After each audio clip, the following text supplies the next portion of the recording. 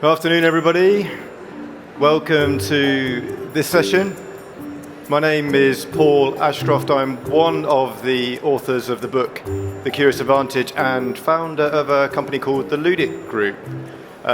In the next 40 minutes, we will be having a conversation here with you about curiosity and about purpose. I'm here with Garrick Jones. Hi, I'm one of the authors of The Curious Advantage. And Tim Munden. Hi, my name is Tim Munden. I'm the founder of Chiron, a company that works on purpose and leadership, and I used to be the Chief Learning Officer at Unilever. So why don't we start by getting you guys to talk a little bit about curiosity. You wrote a book, you've got a podcast. So Garrick, why do you think curiosity matters? That's a great question. Curiosity was really our kind of COVID lockdown project. We'd written this book, we were ready to publish, and we had to kind of bring it all together. And then COVID happened, and our publishers were like deers in the headlights, and we decided to launch a podcast to kind of do the marketing. But then a podcast went through the roof. As you can imagine, being curiosity, we can talk to anybody about anything. And the reason we got to curiosity was we were very interested in a number of questions like, what the hell am I going to teach my children and my grandchildren about how to thrive and survive in the next coming era? What does education and learning look like in that era?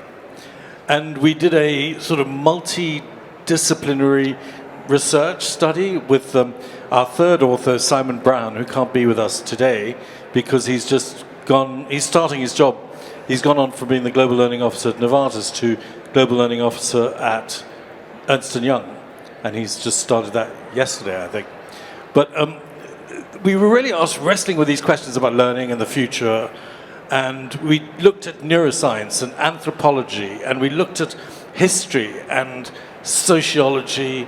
I mean, you name it. Very, very broad psychology.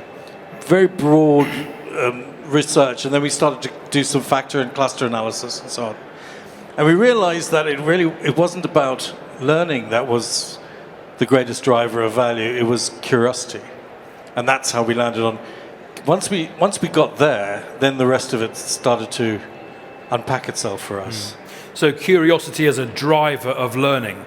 And Paul, why do you think curiosity matters for you? Why do you think it's important? Well, I mean, personally, why it matters to me, I think it's a shame that as we get older, we become less and less curious. I don't know if you know, but there's a lovely study done quite a while ago about when we're most curious as humans. Have a guess what age you might be when you're most curious. Yes, at the front, what would you say? Put your hands up, you're going to go for 5, 4, 5. You've seen us before, haven't you? Yeah, we're most curious when we're 4 years old. If you do a survey of adults, only about 2% are as curious as they were when they were children, which is a little bit sad, right? Because, as Garrick says, in a world where technology is taking jobs, automation is changing the way we work, and we're asked to forever learn more skills, learn faster, and so on. Curiosity we kind of came to as a really helpful skill set that we can develop in order to speed up our learning, make decisions faster, build better relationships, connect better with others. So it just came with so many benefits that really help us essentially stay relevant as humans in a digital world. And you're bringing to mind, and I read last week, an FT article. They got some Hayes data on the 5 most sought after skills. The first is communication and interpersonal skills. The other 4 are all some form of curiosity, agility, flexibility, learning. So it's driving that. And there's some research that has come out in Harvard Business Review about how 50% of all skills required today are new to world skills in the last 5 years. 5 years ago, 50% of the skills that are required for people in the job market today didn't exist. And those are things like AI and that kind of gamut of things. But 50% of all skills required in the job market are new to world skills. That's just remarkable. And how are we as humans to keep up with that? What traits do we need to be able to survive? So you built a model in the book. Tell us a bit about that model and what you think curiosity is. Garrick, why don't you... Well, the model's called the 7 Cs. I mean, we had about 15 when we did our clusters, and of course, we through some very serious scholarly research, we got down to 7 Cs. But of course, when we got to 7 Cs, immediately the metaphor suggested itself to us about the 7 Cs and sailing the 7 Cs of curiosity. And so we've been using that ever since. And we have boats and pirates and all kinds of things that come into it. But the 7 Cs essentially are these, and we think these are things everybody needs. You could do it from left to right, but you can also jump in at any point you want, because all of these things are needed to be curious or successfully curious. And there are things like being able to read context and understand how context grows like a tree in our minds and between people. And community, how do you connect with people who can take you into something you're curious about? Or curation, how do you edit when you've got too much information? What skills do you need to bring it down to the things that are most important? Creativity, we all know about how important that is, and how that links with construction. Construction is really about learning by doing, and the best way to learn things is to do them, to build them cheaply, fast, furious.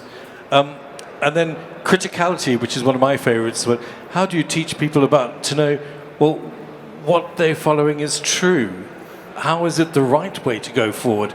How do I step back from my data and go, that's rubbish? Or I'm just following that because it gives me pleasure. How do I know that what I'm learning is actually, learning should be uncomfortable. It should be uncomfortable. We learn better when we fight or flight, but learning should be uncomfortable. And our best learning is done when we're slightly edgy. And criticality really gives us fantastic skills to know how to do that. And then finally, Paul's favorite, which is confidence. So tell us about that, Paul. Tell us a bit about confidence. Well, confidence is one of my favorite because it sort of comes at the end of the model here, but it's also at the start. So it's sort of two sides of the same coin. I don't know if you've ever tried to be curious, or you have children and they're being curious. If you don't have confidence, then you're never going to even take that step, because being curious demands of you to try something new, to take a risk, to put yourself out there, right? And if you don't have the confidence to take that step, then you just stay where you are and nothing ever changes. But the curious thing is, as you try, as you put things out in the real world, as you give things a go, and you get a little bit of feedback and you see some success and people say, oh, I didn't know you spoke Spanish. Oh, I didn't know you know how to do that. Oh, could you give me a hand with the other? So your confidence grows. The other thing I really like about confidence is when we were looking into confidence, the question people always ask is, how can you build confidence? It's all very well to say, well, just be confident, Tim. Just go on, get on with it, sit on stage, be confident. The secret, so we've discovered through one of our podcasts, speaking to one of the guests about confidence, is not knowing that you can do something well, and just by practicing and practicing you can do it well, but knowing that you can do it when things go wrong. So there's a lot of research around deliberately putting in failure, things that get in the way, that knock you back, so that you know that you can do it in that moment, and then you have the resilience to keep going and keep being curious. Yeah. We've got two stories. I mean, Paul always talks about rock climbing. Can we talk about rock climbing? Talk about rock climbing. Does anybody do rock climbing here? Anybody here? Oh, Joe, I know you do rock climbing. Exactly, yes. Joe's not a stage. I don't know why I saw you put your hand up. So, okay, if you ever learn how to do rock climbing, those crazy guys that climb the sheer cliffs out in America, which I honestly would not try to do myself. But the way to learn to climb a rock and build confidence in this, as you can probably imagine, is not wake up in the morning and go, the thing I'm going to do today is climb to the top of that rock. They climb up a little way, and then they let themselves deliberately fall back. And they climb up a little way further and let themselves deliberately fall back again. And essentially, you're not teaching yourself to climb, you're teaching yourself to fall. And I think that skill, and again, easy to say, but if you take at least this away from this conversation today and put that into practice and go, actually, I'm going to deliberately allow my teams to fail. I'm going to deliberately allow myself to get things wrong. Then see what that does in terms of unlocking people's confidence. My story is about learning to play the piano because I'm a composer, amongst other things. And there are two schools that teach people how to play the piano. One is you repeat it over and over and over again, and hopefully that it goes in, and then you can play something. But the school that's most successful for professional pianists is teaching them to breathe. And what happens is, as you get to a difficult passage, your heart starts going up, and you'll start being anxious, and you might freeze. But by teaching you to breathe into the passages and create stories which you're breathing into, you become better at dealing with the potential failure, and you're able to manage your way through it. So they were always looking for the anxiety and then teaching you to deal with the anxiety in those moments. So we were in a conference about learning with a room full of learning professionals who are no doubt thinking, so how do we take this back to our organisations? We're convinced curiosity fuels learning, learning fuels our ability to transform and be future fit. So the question is, what can organisations do in order to provoke, build curiosity? Garrick, do you want to start? Well, the big change in learning, of course, is there's so much available today, so much can be made bespoke for individuals, and so much can be done online. Learning is completely different from what it used to be, and in many respects, the organizations are doing it for themselves rather than having it done to them, which is a big shift. The thing about curiosity in your organization is, yes, you can teach people models to be successfully curious, or you could do what Satya Nadella did at Microsoft, which is make his entire cultural program all about curiosity and being successfully curious and confident through it, changed his organization and changed the perception of the brand. IBM, who are really trying to create the platforms for learning in the flow of work, which is a future that's coming very quickly to us, which is understanding that platforms which are harvesting data and what we call contextual data can start, and with AI tools, we couldn't do this 4 years ago, we can do it now. They can start sending information. If I'm in a lab doing some work, phase 3, and the AI tool goes, here are some studies from phase 3 and other research. Here is some stuff that might be useful at this point in your process. You suddenly realize how learning in the flow of work, bite-sized chunks of things that are useful to what I'm doing now, becomes valuable, and curiosity drives that. So as learning professionals, as we shift into this digital world, don't forget about the humans. You've got to teach people to be curious at the same time as putting in the platforms. Paul, what would you add? One thing that our co-author Simon Brown talks about that he implemented at Novartis was this idea of 100 hours of learning. And I don't know if any of you have this in your organization. And Simon talks about it that it's not a target in a sense that people are measured. Did they do 100 hours of learning in a year, but a aspiration. And it wasn't that they had to go and do formal learning. They were very specific that any mode of learning counted. If they were doing something in their own time, if it was just a new skill they wanted to explore, and different modes of learning. It didn't have to be a classroom or self-learning. It could be a conversation with a colleague. It could be going and attending a conference or something like this. So it was about designing it into the culture of this. The other thing is about, from a leadership point of view, and it comes to, I think, sort of the confidence part, is about creating the psychological safety. So if you're leading teams, if you're a manager of a team, one of the things that we found that if you ask leaders, is your organization curious? They'll say, yes, they are. We're all very curious here. We all got lots of time to go and do learning. And then you ask the folk in those organizations, say, no, don't have time for that. Far too busy doing our job. Thank you very much. Curiosity is just another thing to go and do. Yeah. What helps is for the leader to create that psychologically safe space and reinforce that so that actually this is what we want you to do. It means things like, I want you to try, I want you to fail. Some organizations you might know Google rewards failure, experimenting and failure. It's a difficult one. I mean, we've got a fantastic podcast on just released with Amy Edmondson from, you'll know her, where she talks about psychological safety. We had a big conversation with military people recently who were going, this is just another thing to add to our already, my task list is ridiculous. Why should I add curiosity to it? And the conversation is about, you're not adding curiosity to anything. Yeah. You're building curiosity into your way of being a leader. I want to talk with you about leadership in a moment, because it's the thing. It's not about, that wonderful thing we say in English, a stitch in time to save 9. Curiosity is like that. If you build curious questions into your leadership, if you're working with your teams in a curious way, you move out of that, bring me 3 scenarios and I'll decide what the answer is. You move to a point where you're really allowing whoever has the knowledge in the room, and in this day and age, that could be the least powerful person in the room, given our access to knowledge. One other thing to add is about questions. I don't know if you're aware, but where the expression, because whenever we say to people, we're talking about curiosity, they say, why would you do that? Curiosity killed the cat. Do you know this expression, curiosity killed the cat? Do you know where it comes from?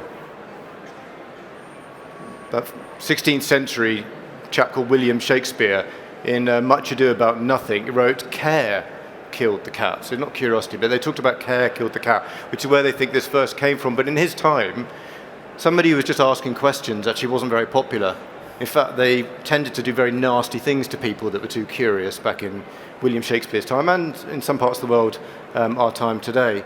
But the ability to ask better questions is one of the secrets to unlocking curiosity. Whether you're a child, whether you're a student learning, or whether you're an adult just getting back into learning, asking better questions. And the thing that really threw a light on that for me was with ChatGPT, which earlier this year people go, you heard of ChatGPT? Then we start asking, and everyone's nodding. And you say, has anyone tried becoming, doing the prompting and becoming a prompt engineer? And now people are like, yeah, I do that as well. But isn't it interesting that something like ChatGPT, which I don't know your reaction at the start of this year to that, but oh my God, basically fear. Either is a whole new thing I have to learn, what's it going to do to my business? I have no idea what I'm going to do. Then gradually, I don't know if I could speak for many people, but most people I speak to say, well, I've sort of got the hang of this. It's actually quite easy to use, and it is quite helpful, these tools. But what I discovered was, the better the question I ask it, the better the answer I get, exactly like curiosity. And this is a new skill that we've learned took it to New World Skills. This was something we hadn't even heard of in December. Now we are prompt engineers. The incredible thing about curiosity as well is it's not only good for teams and good for organizations, good for individuals, but it's also good for our health and well-being. And there are lots of studies. This was a surprise. I mean, the psychological safety I get, but the idea that curiosity and that mindset actually has a physical impact on our vagus nerve and our medulla oblongata, and causes us to become more healthy and is good for our well-being, was a surprise for me. It really was. There's lots of chemical reactions that go on in your body, which is very odd that they've been researching. So if you are curious about something, it stimulates dopamine in the brain. I'm sure you're all familiar with. Dopamine is the part of the reward circuitry that essentially makes you want more. Essentially is the idea of anticipating something, not having it, but anticipating something and wanting more. And when you're curious about something, it triggers that same dopamine reaction, making you want more. So one tip is, if you're bored of something that you have to learn, or you have children and you're trying to get them to study something, if you can encourage them just to be curious about it, they will learn it faster and they'll remember it longer, just by saying, okay, I am curious about this.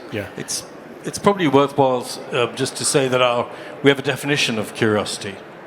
And our definition is specifically to have an attitude of wonder, but also a spirit of exploration. And it kind of goes with the 7 Seas metaphor, but an attitude of wonder. I wonder what's on top of the hill, or I wonder what the view is from the top of the hill. And a spirit of exploration. I'm going to walk up that hill to find out, because it's the spirit of exploration that really starts to teach us. And that's where I think we start to connect to purpose. What drives people to explore? what drives people to move outside of what's familiar and what's comfortable, it has to have a positive force to get them to do it. So you are an expert in really purposeful behavior or purpose, and you're encouraging leaders to have purpose, and you know that because there are also enormous benefits to be had from having purpose. Can you tell us a little bit about that? Yes, so we know from research studies that not just leaders, but anyone having purpose has all kinds of benefits. In the studies we did at Unilever, we found people who'd attended a one-day purpose program were 49% more motivated than the people who hadn't. They had 33% more satisfaction from their jobs, 27% more satisfaction from their lives. This is a one-day workshop on purpose. Improves satisfaction with your life by 27%. We have studies that show that people who have a deep sense of purpose, personal purpose, are 15% less likely to die in the decade that follows. Really? So there are health benefits. So human beings have a sense of purpose and need it expressed. And it also then drives resilience. It drives, one of the latest studies shows that people who have that sense of purpose at work are more productive. So those are hard benefits that organizations can get if they're able to help people connect to a sense of purpose and bring that into work. And Tim, the work you do, I know, is not just that purpose is something aspirational that, difficult to get your arms around. You've got practical ways that leaders, organizations can start to build their purpose. Maybe we should have a look at the three-legged stool, as we call it. There we go. So many organizations are trying to be purpose-driven, and a very good reason. Purpose-driven companies get significantly higher shareholder returns, they retain customers better, they get higher profitability, higher growth. So your business will perform better if it's purpose-driven. How do you do it? This is where the three-legged stool comes in. First of all, embed it in your strategy. So if you say you have a purpose, you've got to make that live in the business you choose to be in, how you run that business, the positions you take as an organization, the commitments you make in how you do things. So that's the first leg of it. The second leg then is you need to help your leaders lead from purpose, to know their own purpose, and to help the people in the company connect to that purpose, to articulate why being here matters. Because if you're going to turn up to work every day, whether it's at home or in an office, you want it to count. We know that 70% of people's sense of purpose comes from their work. So leaders doing that is the next step. And then the third step is helping people at scale in the organization find their purpose and then connect that to their work. So how can you give people the chance to find purpose and then make that their career plan, make that the basis of their personal development plan? How do you help them how do you put it in the culture? So making heroes of the people who really live the company's purpose in their own work. Can you give us an example of a purposeful leader? What is different about a purposeful leader, or a leader who has purpose? So a leader that has purpose is doing three things. They're really clear about their own purpose, and they're able to articulate to people why they do what they do. And if you're thinking about an era of massive change, which we are, having to lead organizations through change, people want to know, why am I following you? And we all have this fear, I think, of being led by ego-driven leaders who are only in it for themselves. It's everyone's nightmare. I go to work for 10 hours a day in order that this person's ego is assuaged. That's not fun at all. So what purposeful leadership does is help people understand why you're really in it. It builds engagement and followership. The second thing then is making clear what the purpose of the organization is and why that's so worthwhile. Why should you get out of bed every day to go work for this organization? How does this make the world a better place? How does it make the lives of our customers and our consumers better? Second thing. And then the third thing is helping people to make the connection of their own purpose to that work that you've got. That's purpose-driven leadership. Tim, let's click into embedding culture.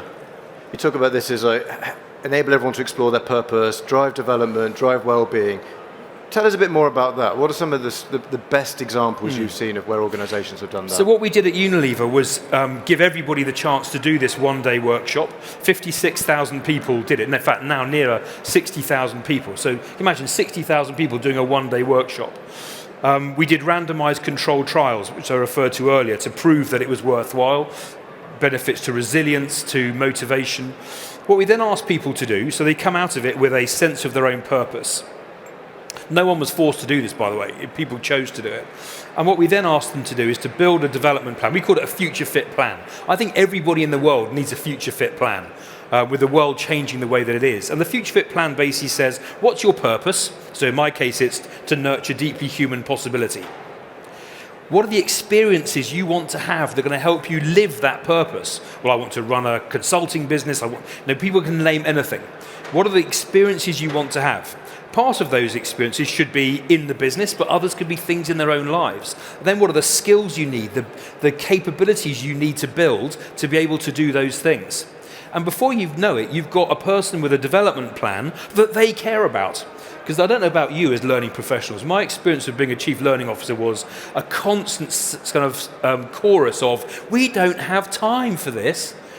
And I think that's what happens when people feel they're being pushed into learning. But when the learning is driving their purpose, what they're expressing, then they've got time for it. For sure. It reminds me of another saying, you've got to slow down in order to speed up. Yes. And it's so important to pay attention to ourselves. I was laughing at myself at your future fit plan, because I have a future fit plan, in as much as I intend to be fit at some point in the future, which is not entirely true. But these things really hit home. The other thing I'm thinking about, what's the connection between curiosity and purpose in your mind? So I think they relate very closely. So if you think about the human being has a physical part with bodies, with mental part, ideas, learning, emotional part. At the core of the emotional part is purpose. What really puts us into motion is what matters to us, how we frame success. I think what really activates the mental part of a human being is curiosity. That's what gets us engaging with the world. I think what both purpose and curiosity do is put you in the context of the world, not you at the centre, but you as part of. But it gives you this view out into the world, a desire to go out and explore and learn and connect. I've run purpose workshops for 20 years, hundreds and hundreds of them. I've hardly ever heard somebody with a purpose that is completely selfish. Because human beings are not like that. We are naturally social and naturally kind of community. So I think purpose turns us out. Curiosity turns us outwards to the world in a spirit of humility and community. What do you think? I agree. I think there is something, purpose sits at the heart of that definition of curiosity for me. The idea that I have an attitude of wonder and a spirit of exploration. I tell you where I got that from. I had a lovely granny, as we all did, and one day she had in the back of her farm, she had a hill. And as a child, I said to her, I wonder what was at the top of the hill. And the next day I was put in some firm, sturdy boots without being consulted, and the two of us walked to the top of the hill, which killed me at the time. But we got there, and I learned an extremely valuable lesson, which I'm very grateful for, because I still think about it. And of course the view was amazing from the top of the hill.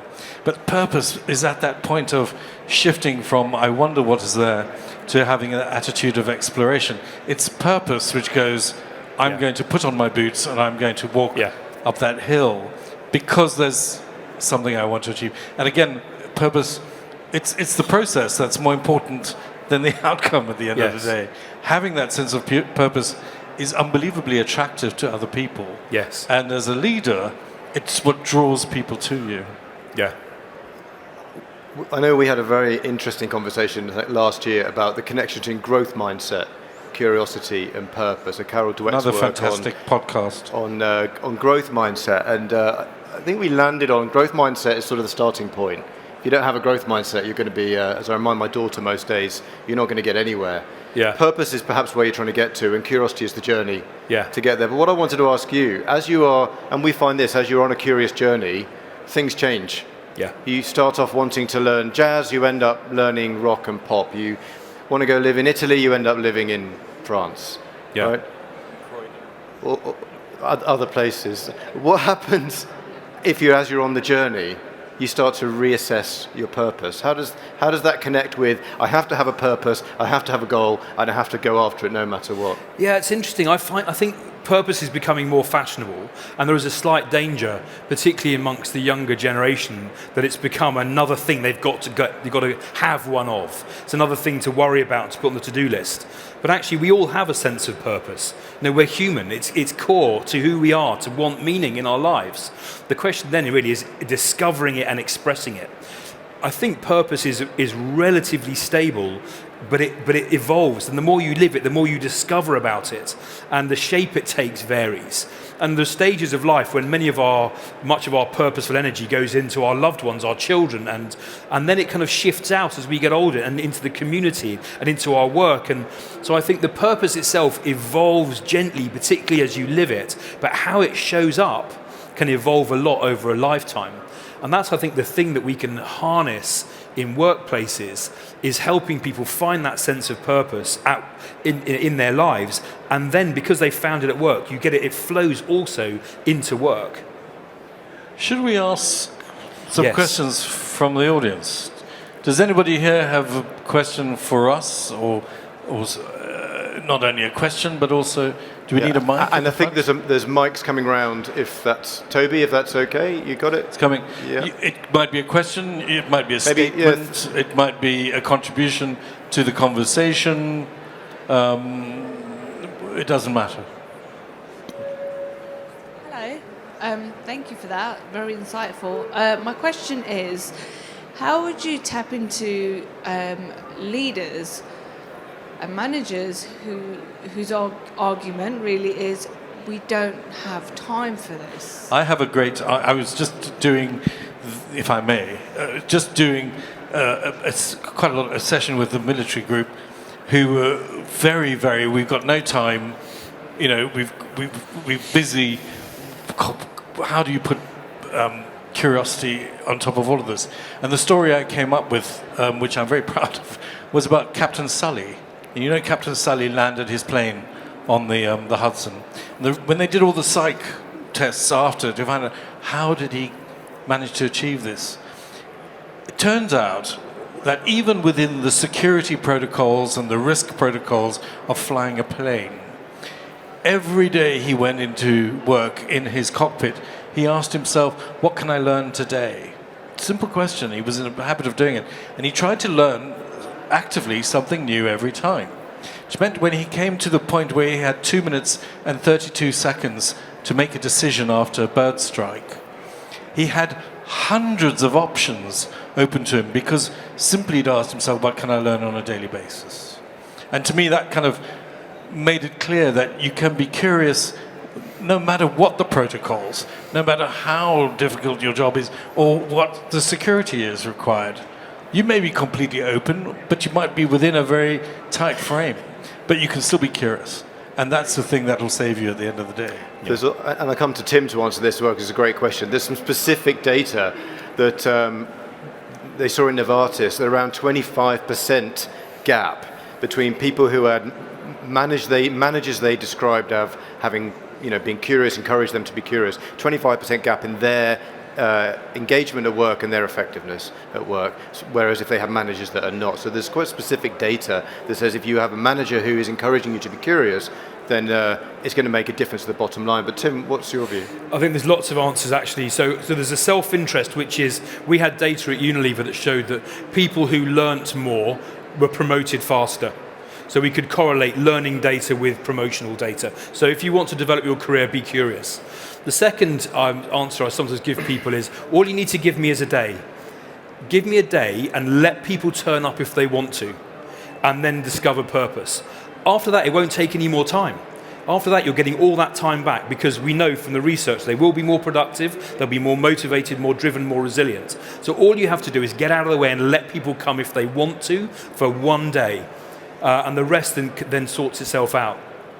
I find that human beings want purpose, and leaders who are switched on and connected to their people will know that. And if they're not connected to them, get them out of the way and just not object to people coming. I always say, just give me a day and we'll do the rest. Great question. There was another question at the front, Toby. Thank you. Hi. Actually, it's two questions. Hopefully I'm not abusing. One is about curiosity, one is about purpose. The curiosity is, what in your mind are the biggest threats that prevents people from being curious? And the purpose question is, it's interesting when I was hearing a lot about like different generations and they said, oh, millennials, they have a sense of purpose. I think purpose has always existed, but just wanted to understand a little bit better that if we see an evolution in terms of how to address purpose across generations. Okay.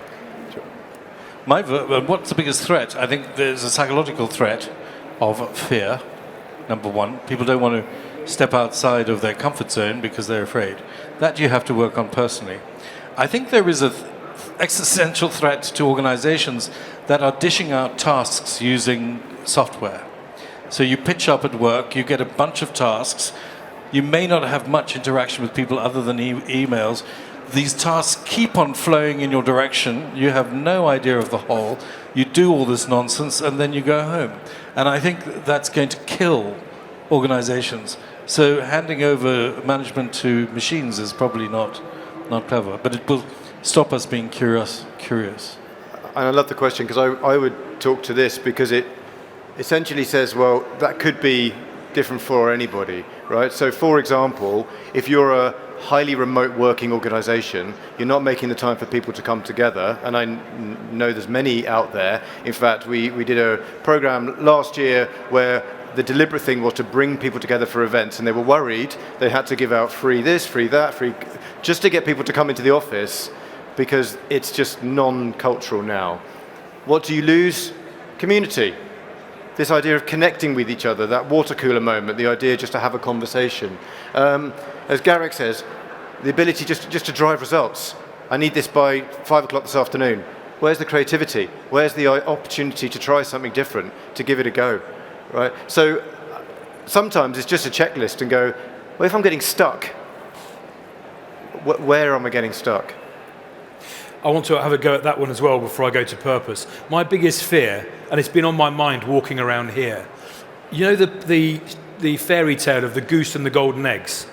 Yeah, so that they've got a goose, it lays golden eggs, they get greedy after a while and think, well, let's not wait for a golden egg a day, let's go kill the goose and get all the eggs out. And they kill the goose and there's no eggs inside. I worry that many companies, many organizations are like the goose and the golden eggs at the moment. The golden eggs are productivity and growth and change and all those things that organizations need, of course they do. But we're not spending enough time feeding the goose.